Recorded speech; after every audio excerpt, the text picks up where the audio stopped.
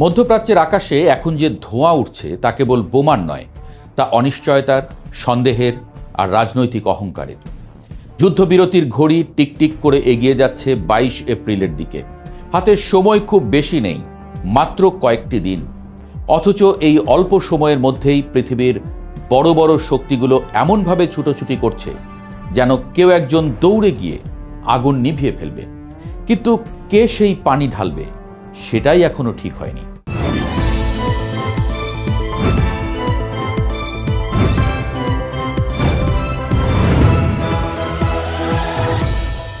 এই যুদ্ধের দুই মূল চরিত্র যুক্তরাষ্ট্র এবং ইরান।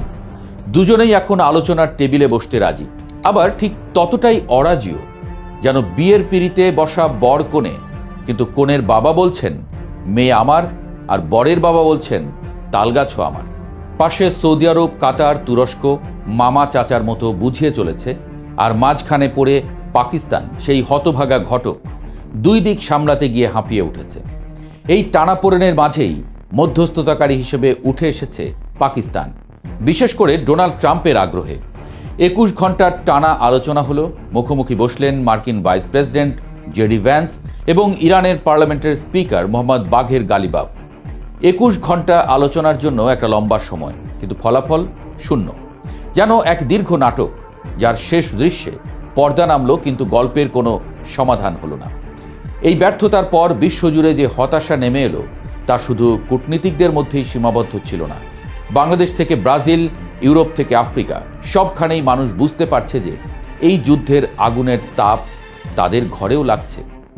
কারণ যুদ্ধ কেবল সীমান্তে থাকে না, তেলের দাম বাড়ে, বাজারে আগুন লাগে, অর্থনীতি কেঁপে ওঠে।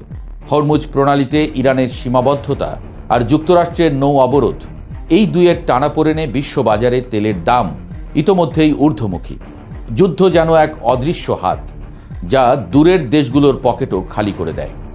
এই পরিস্থিতিতে নতুন করে নড়ে চড়ে বসেছে সৌদি আরব, কাতার এবং তুরস্ক, যেন বড় ভাইরা এসে ছোটদের ঝগড়া মেটাতে চাইছে। পাকিস্তানের প্রধানমন্ত্রী শাহবাজ শরীফ 4 দিনের সফরে বের হচ্ছেন এই দেশগুলোতে। উদ্দেশ্য একটাই, আবার আলোচনার টেবিল সাজানো। তার সঙ্গে আছে প্রেসিডেন্ট আসিফ আলী জারদারির সমর্থন, যিনি স্পষ্ট করে বলেছেন এই শান্তি প্রক্রিয়া চালিয়ে যেতে হবে।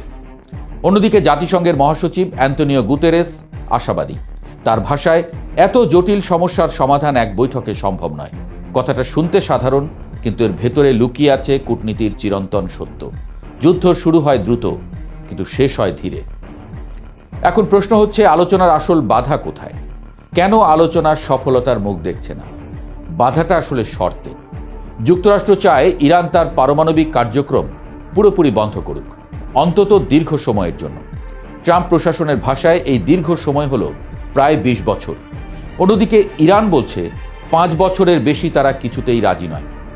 এখানেই মূল দর কষাকষি। যুক্তরাষ্ট্রের আরেকটি বড় দাবি, ইরানের কাছে থাকা উচ্চমাত্রার ইউরেনিয়াম দেশ থেকে সরিয়ে ফেলতে হবে। এমনকি ইস্পাহানে থাকা সেই মজুদ রক্ষায় স্থল সেনা পাঠানোর কথাও ভাবা হচ্ছে। ইরান এই প্রস্তাব একেবারে নাকচ করেছে। তারা বলছে জ্বালানি তাদের দেশেই থাকবে, তবে প্রয়োজনে তারা এর মাত্রা কমাতে পারে। এই আলোচনায় আরেকটি ছায়া ভেসে বেড়াচ্ছে।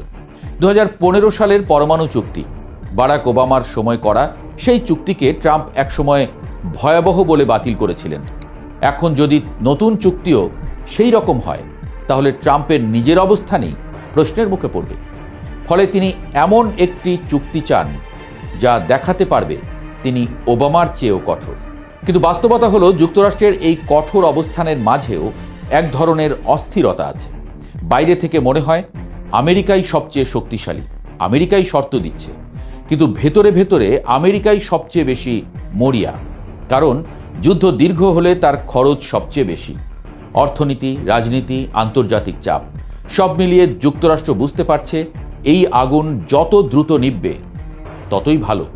তবু তাদের কথাবার্তায় সাম্রাজ্যবাদী একটা জেদ রয়ে গেছে। চুক্তি হবে, তবে আমাদের মতো করে। যেন তারা বলছে যুদ্ধ থামুক, কিন্তু নিয়ম লিখব আমরা।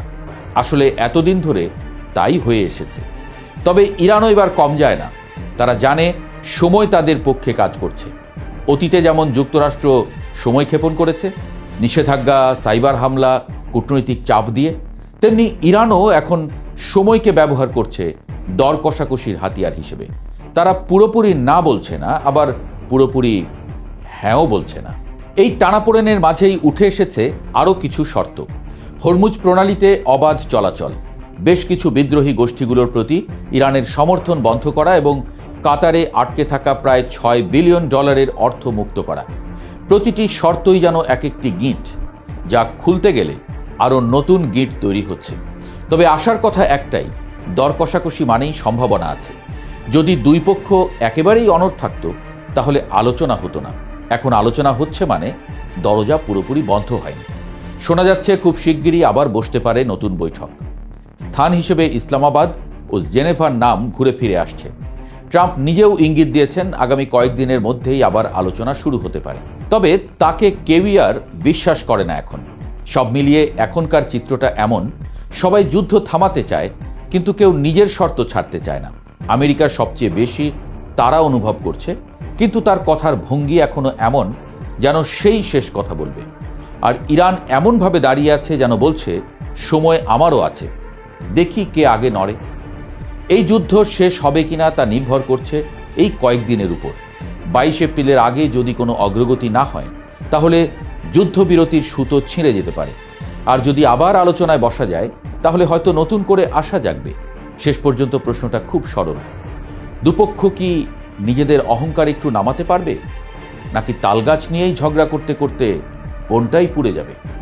সময়ই তার উত্তর দেবে।